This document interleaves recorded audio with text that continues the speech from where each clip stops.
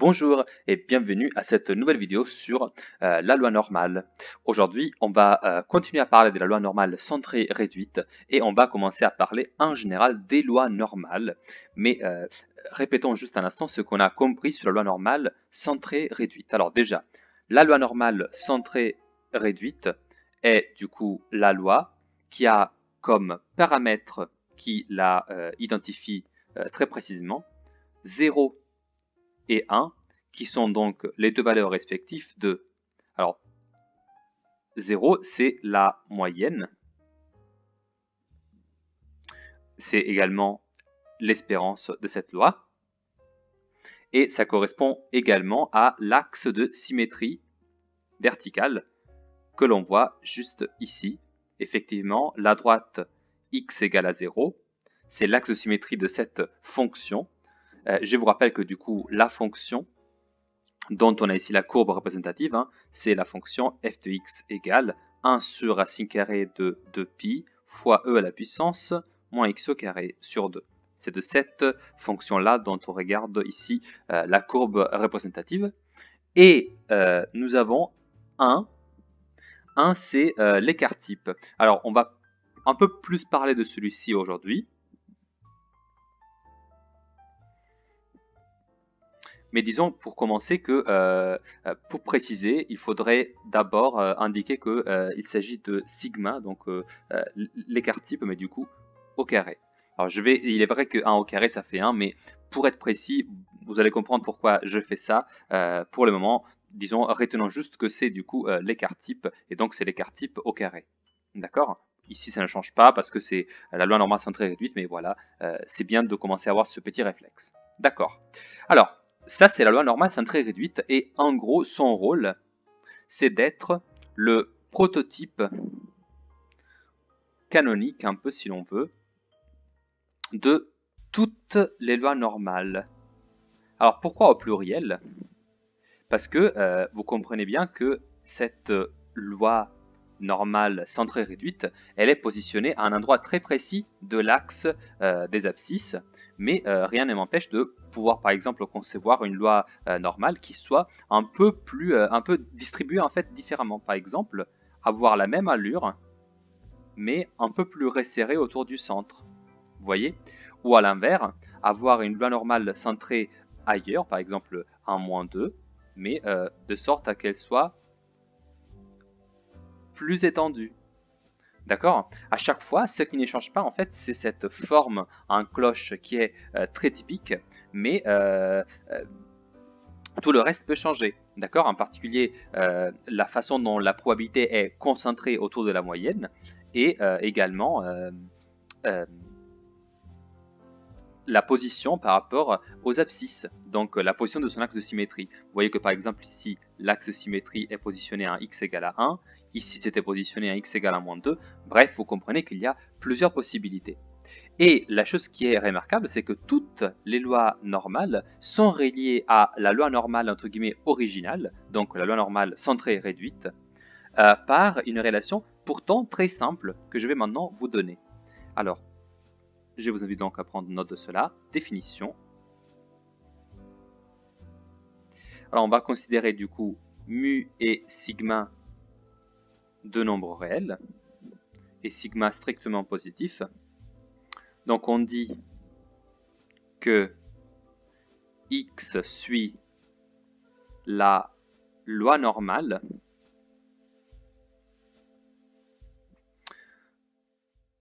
n de paramètres, alors mu, point virgule, sigma au carré, si la variable z égale x moins mu divisé par sigma suit, elle, la loi normale centrée réduite. Et du coup, ce que l'on peut en particulier affirmer, c'est également que si on veut connaître du coup quelle est l'espérance de x, eh bien c'est très simple. L'espérance de x, ce sera le paramètre mu, Et de la même façon, sigma de x, donc l'écart type de x, ce sera du coup sigma. Attention ici avec du coup l'erreur typique de penser que c'est ça l'écart type, alors que attention, du coup l'écart type c'est sigma. Pour la loi normale centrée réduite, c'était plus simple parce que 1 et 1 au carré c'est pareil, mais ici il faut donc faire cette petite distinction. Alors, examinons un instant qu'est-ce que cela veut dire cette affirmation, d'accord? Alors, une variable x, du coup n'importe laquelle, on dit que ça suivra la loi normale de paramètres mu et sigma au carré, d'accord? Ça, qu'est-ce que cela veut dire? Eh bien, ça veut dire que, en gros, il existe une autre variable z qui est presque égale à x. En fait, c'est x modifié. X modifié comment? Eh bien, vous le voyez, ici, on soustrait à x mu, donc en gros, on la déplace par rapport à sa moyenne, et ici, on divise par l'écart type, c'est-à-dire que, en gros, on rémesure en fait sa concentration autour de la moyenne. Alors je comprends que cela puisse paraître un peu obscur vu comme ça, mais malheureusement dans le programme de terminale il n'y a pas trop le temps d'approfondir ces concepts, donc je préfère juste vous faire comprendre de quoi s'agit-il et ensuite dans votre cursus du futur vous pourrez aller contrôler quelles sont les raisons pour lesquelles je fais ces affirmations. Pour le moment je tiens juste à vous faire comprendre que x suit la loi normale n'importe laquelle, mais Z, eh bien Z elle a la propriété de suivre toujours la loi normale centrée réduite, qui en gros est le prototype, je vous disais, c'est-à-dire que c'est la loi de référence et que en modifiant celle-ci, avec des modifications, avec du coup des déplacements, donc des décalages plutôt, je devrais dire, des décalages de la moyenne, donc de l'espérance, et on fait également des réparamétrages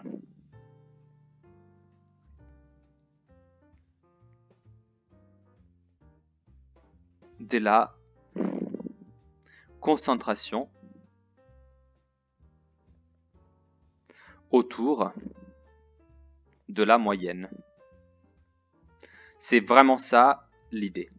D'accord? Alors, les décalages autour de la moyenne, ce seront des changements que vous allez voir sur mu. Et les réparamétrages de la concentration autour de la moyenne, ça, ce sont des changements que vous allez plutôt voir sur sigma au carré. D'accord? Donc, dans les exercices, on définira dorénavant, du coup, une loi normale par les deux paramètres mu et sigma au carré. Mais sachez que tous ces réparamétrages font toujours référence, du coup, à la loi normale centrée réduite originale. D'accord? Alors, cependant, il faut aussi dire qu'une loi normale jouit presque des mêmes propriétés, du coup, qu'est la loi normale centrée réduite. Autrement dit, considérons par exemple la loi normale, donc x qui suit la loi normale de paramètres 10 et je vais mettre ici 4, donc c'est 2 au carré. Qu'est-ce que cela veut dire? Eh bien, vous avez une situation du coup où vous avez toujours une forme en cloche de votre courbe représentative de la fonction, mais maintenant on n'est plus centré en 0, on est centré en 10. Donc si je mets ici 1, 2, 3, 4, 5, si j'ai fait ma graduation des axes et j'arrive ici, eh bien ce sera juste là que sera situé du coup mon axe de symétrie. Et de la même façon, ce ne sera pas non plus la même concentration autour de la moyenne. Et du coup, celle-là va en particulier être un peu plus plate. En fait, l'écart type a cette propriété que plus il est élevé, moins la fonction elle est concentrée autour de la moyenne. Donc, disons que par rapport à la loi normale centrée réduite, qui est un peu le prototype, je vous rappelle qu'elle arrive jusqu'à 0,4 de cette façon à peu près. Et bien ici, cette loi, elle devrait plutôt être représentée par quelque chose qui ressemble à ça, du coup. Je vous la fais en bleu. Voilà, donc vous voyez, beaucoup moins concentrée autour de la moyenne, mais elle jouit toujours des mêmes propriétés de symétrie. D'accord? Par exemple, je peux affirmer que pour cette loi la loi de X, du coup, elle est telle que, par exemple, la probabilité que X soit compris entre 8 et 10, eh bien sûrement cette probabilité-là sera égale à la probabilité que X soit comprise entre 10 et 12. D'accord? Ça, c'est un exemple de quelque chose que je peux dire sans même y réfléchir. Pourquoi je peux l'affirmer? Parce que je sais que grâce à la signification de probabilité par rapport à l'aire en dessous de la courbe, je sais que du coup, comme cette fonction elle est symétrique, si je considère 11 et 12, j'arrive ici, et donc ça c'est l'aire qui correspond à la probabilité que x soit entre 10 et 12, et bah du coup par symétrie, comme j'ai fait toujours 2 pas mais dans l'autre direction, donc vers la gauche, eh bien je sais que cette aire-ci sera exactement la même, et donc je sais que la probabilité que x soit entre 8 et 10 sera la même que la probabilité que x soit entre 10 et 12. Donc ça, c'est vraiment quelque chose qui va être très important dans les exercices et qu'il faut vraiment comprendre avant de pouvoir commencer à tout résoudre. Finalement, parlons du coup des calculs pratiques. Alors, vous l'avez compris, différemment de la loi uniforme et de la loi exponentielle, nous ne savons pas résoudre les intégrales qui nous donnent la loi normale. Mais ce que nous savons faire, c'est utiliser les calculatrices. Alors, je vous ai déjà montré dans la vidéo précédente comment on utilise la calculatrice avec la loi normale centrée réduite. Alors du coup, pour utiliser la calculatrice, il faut disposer de deux valeurs. Il faut la valeur de mu et il faut la valeur de l'écart type sigma. Attention du coup, parce que dans les livres, dans les manuels, en général dans les exercices, on vous donnera plutôt sigma au carré, comme on a fait ici. Alors que mu en général, elle est donnée de façon explicite. Mais donc ça veut dire que si je vous dis que x suit la loi normale de paramètres 7 et 9, eh bien ça veut dire que du coup, mu pour elle, c'est égal à 7 et que sigma est égal à 3. Attention du coup. Et très souvent, surtout dans les premiers exercices, ceux un peu plus faciles, du coup, on vous indiquera bien que à la place d'indiquer 9, on vous mettra directement 3 au carré. D'accord? Donc dans l'exemple précédent, par exemple, juste ici, j'aurais pu dire que mu était égal à 10 et que sigma était égal à 2. D'accord? Et ces deux valeurs-là sont suffisantes pour effectuer tous les calculs dont vous aurez jamais besoin à la calculatrice. C'est vraiment ainsi qu'il faut commencer à réfléchir. Et l'idée, c'est vraiment que une fois qu'on a compris quels sont les paramètres de la loi, on passe à la calculatrice pour effectuer la plupart des calculs. Et il y a aussi également des exercices dans lesquels la calculatrice n'est pas si importante et dans lesquels il faut plutôt donner une représentation graphique comme je viens de vous le faire juste ici. Je vous donne juste une dernière propriété qui va vous aider du coup à un peu résumer ce qu'on vient de dire. Je vous l'ai déjà dit à l'oral, mais j'aimerais juste vous l'écrire. Alors d'un point de vue graphique, du coup, on sait que la droite verticale x égale à mu est toujours l'axe de symétrie de la courbe représentative de la densité de la loi normale.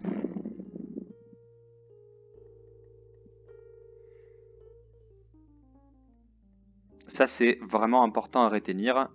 C'est toujours à partir de cette droite verticale-là que vous pourrez commencer à faire une représentation graphique.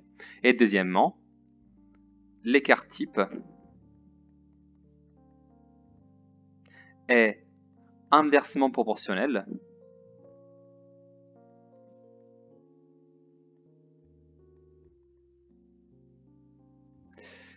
à la concentration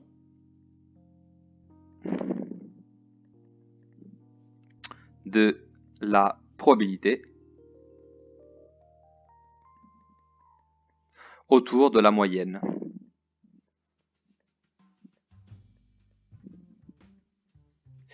Autrement dit, si sigma est grand, alors vous avez plutôt une situation où, étant donné une moyenne, disons que vous la mettez ici, eh bien la courbe, elle est très peu concentrée autour de mu, donc vous devez imaginer une cloche de ce type-là. Disons que on peut penser que si mu est grande, alors la courbe elle est plutôt plate. Inversement, si mu, excusez-moi, j'ai mal écrit, c'est plutôt sigma, hein, je parle de l'écart type ici. Si sigma est petit, alors vous avez exactement le phénomène inverse, c'est-à-dire que si vous avez la même moyenne mu, vous avez plutôt une concentration autour de la moyenne et donc un phénomène plutôt de ce type-là.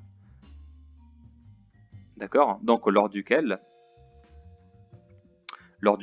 la plupart de la probabilité se concentre vraiment autour de cette valeur qui vous donne l'axe de symétrie. D'accord? Donc ça c'est le sens géométrique vraiment de l'écart type. Prenons donc cet exemple tiré d'un baccalauréat. Des études statistiques ont permis de modéliser la durée de vie en mois d'un type de lave-vaisselle pour par une variable aléatoire x suivant une loi normale. Deux paramètres donc qui ne sont ici pas indiqués. On a juste mu et sigma au carré qui sont indiqués. Donc voilà, on ne connaît pas exactement leur valeur. On sait par contre que la probabilité que x soit inférieur ou égal à 64 est égale à 0,16. La représentation graphique de la fonction de densité de probabilité x de x est donnée ci-dessous. Ok, alors arrêtons-nous là un instant. Déjà, quelles informations sont cachées dans ce graphique? Vous voyez que ici c'est tout ce qu'on a et on commence directement avec les questions. Alors, la première question va être du coup très simple. D'après le graphique, quelle valeur peut-on choisir pour mu? Alors voilà, c'est une question assez directe. Ici, regardons le graphique. En fait, vous avez compris que mu, c'est toujours, ou pour mieux dire x égale à mu, c'est l'axe de symétrie de la courbe en cloche. Donc ça veut dire que ici, je vais lire tout simplement la valeur marquée ici. Et donc je peux affirmer que mu devrait être égal à 84. D'accord? Donc tout cela voudra dire par exemple que la courbe représentative elle est symétrique par rapport à mu égal à 84. D'accord? Et d'ailleurs, c'est ça qui va nous aider à répondre à la deuxième question, qui dit du coup, toujours en exploitant le graphique, déterminer la probabilité que x soit comprise entre 64 et 104. Alors déjà, je vous invite à réfléchir un instant. Comment puis-je exploiter qu'est-ce que je peux déduire en fait de ce graphique? Juste concentrons-nous là-dessous un instant, même avant de répondre à cette question. Alors, quelle information je peux déduire? Premièrement, je sais que toute la probabilité à partir de l'axe de symétrie vers la gauche est égale à 50%. Je m'explique. Si je considère toute cette partie-là entièrement, tout ça, du coup, incluant le 16%, hein, attention, tout cela, ça doit être égal à 50%. D'accord? Et si tout cela est égal à 50%, par conséquent, je peux déduire quelle est la probabilité cachée seulement dans cette partie-là. Parce qu'il suffira de faire 50 moins 16. Et oui, parce que si le total de moitié du coup de l'air sous la courbe c'est 50% et je sais que 16 c'est de 64 vers moins l'infini, bah entre 64 et 84, je sais que ici je trouverai 34% de probabilité. D'accord? Parce que 16 plus 34 ça fait 50. Alors, et de la même façon, cette belle information-là, je peux la retrouver de l'autre côté. Autrement dit, si je me situe de façon symétrique par rapport à 84 du 64, je vais trouver une certaine valeur ici, plus précisément ici, je crois, oui, qui fera que du coup, j'aurai ici encore, toujours en vert parce que c'est la même probabilité, vous voyez, c'est symétrique. Donc, je sais que ici, j'aurai encore une fois 16%.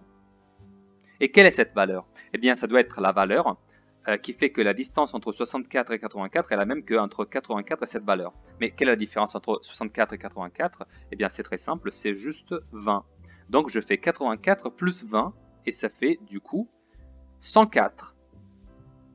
Donc par exemple, je peux déduire que la probabilité que x soit entre 84 et 104, eh bien toujours par symétrie, ça va être la même R que la partie que j'assure maintenant en orange, et donc ce sera encore une fois 34%.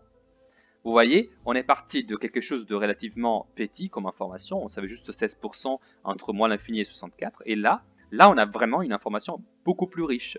Et d'ailleurs, on peut répondre à la dernière question, toujours en exploitant le graphique, déterminer la probabilité que x soit comprise entre 64 et 104. Ce n'est pas un hasard.